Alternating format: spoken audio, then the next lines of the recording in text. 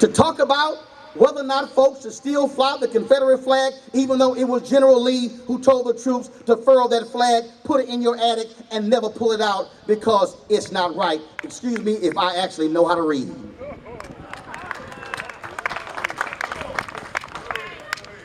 The challenge for every single person here is to have the one thing that those slaves had, and that is courage. Because it takes courage to keep living under an oppressive system. It takes courage to watch your children taken from you and sold, never to see them again.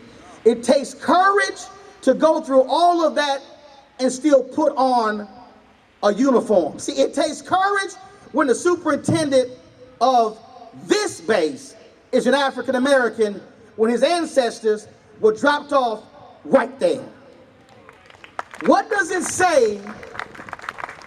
What does it say about people of African descent who literally went through all of that and still loves America and still fights for America?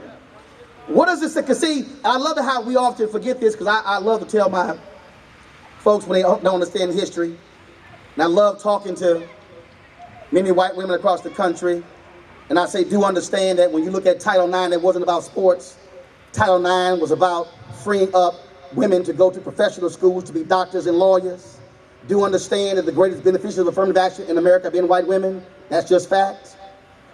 And so when you look at Title IX, that's a provision of the Civil Rights Act of 1964. So when you had Dr. King and Fannie Lou Hamer and so many others fighting for that law, that created Title IX. I see my brother sitting here in a wheelchair. The American with Disabilities Act is a result of the Civil Rights Act in 1964. If you are gay and you are happy that you get the right to marry, do understand you do so because of the Equal Protection Clause, which was put in the Constitution by freed slaves during the period of Reconstruction.